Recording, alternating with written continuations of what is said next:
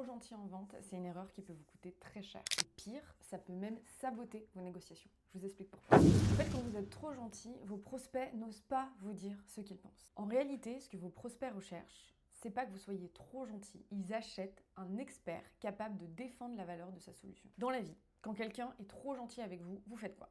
Vous n'osez pas lui dire ce que vous pensez vraiment. Vous cherchez un moyen de contourner la vérité. Parfois vous ghostez. Pourquoi? Parce que vous avez peur de blesser la personne. Vous vous dites, elle est trop gentille, j'ai pas envie de la vexer, j'ai pas envie de la blesser. Et vos prospects, ils font exactement la même chose avec vous. Si vous êtes trop gentil, ils se disent, oh mais il est tellement sympa, j'ai pas vraiment envie de lui dire que je suis pas intéressée ou que je vais pas acheter son truc. Du coup, je vais peut-être lui dire que c'est pas le bon moment ou que c'est pas le bon timing.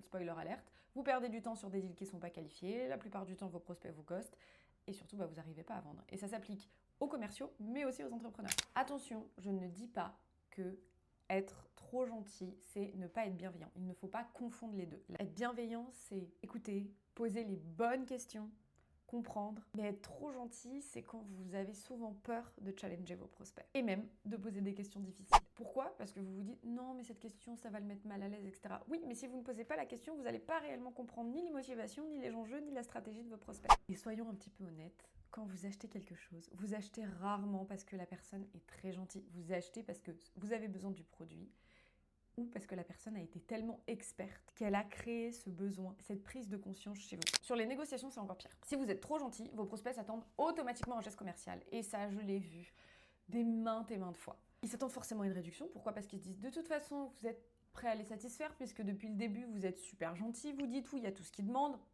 La négociation, c'est quoi qu'une étape de plus? Et je ne suis pas la seule à le dire. Chris Voss, un ancien négociateur du FBI qui a écrit le livre Never Split the Difference, ne jamais couper la poire en deux, explique bien que céder trop vite tue votre crédibilité. Donc, dire non, en réalité, ce n'est pas foirer votre vente, c'est juste imposer et poser vos limites. Et c'est ultra important parce que c'est comme ça que votre prospect va se rendre compte de la valeur de votre produit et il ne va pas tout de suite se dire « Ah si vous cédez à une réduction, c'est qu'en réalité, ça ne valait pas réellement ce prix-là. » Comment éviter ça? Je vous donne quelques astuces. D'abord, il faut vous rappeler que vos prospects ne sont pas vos amis. Oui, vous devez créer une relation de confiance, oui, vous devez créer des relations long terme, mais on reste sur des relations qui sont professionnelles. Ce ne sont pas vos amis. Et en réalité, ils n'achètent pas votre gentillesse, ils achètent votre expertise. Ensuite, soyez bienveillant mais ferme. Défendez la valeur de votre produit et ne soyez pas prêt à tout absolument pour faire une vente. Et enfin, il faut apprendre à dire non. Dire non, c'est montrer que vous êtes un professionnel qui connaît la valeur de ses produits. Donc, vos prospects ne cherchent pas un ami, ils cherchent un expert. Et abonnez-vous pour plus de tips.